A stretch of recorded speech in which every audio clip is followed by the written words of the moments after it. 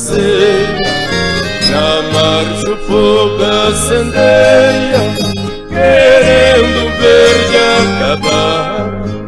Fogo humano que não segue o passo da ecologia, caça, pesca, mata, cria, a fúria de exterminar.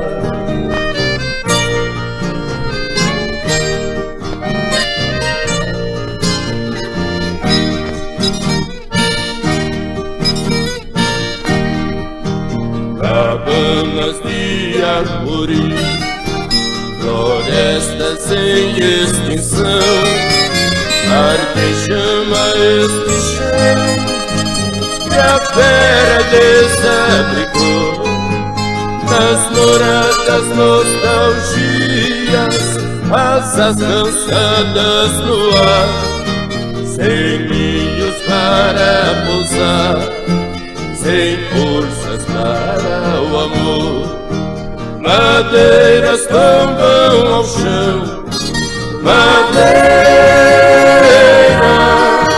e o verde acaba em vaidade, maldade,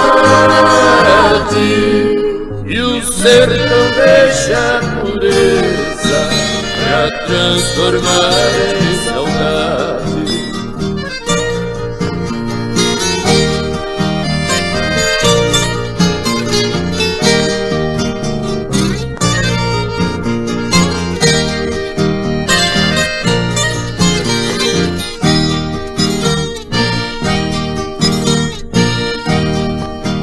Sorriso no rosto, no camponês ao quebrado, preto velho está cansado, sem crenças para lutar. Na marcha do povo humano, as cinzas vão aumentando, e a natureza gritando: meus filhos, vêm ajudar.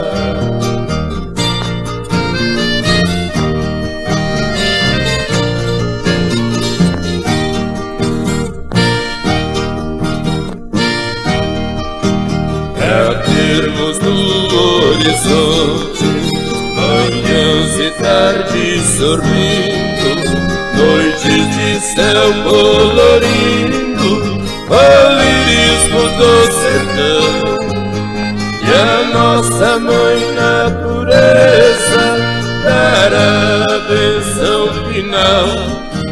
Seremos raça imortal, nascer de fome a aflição.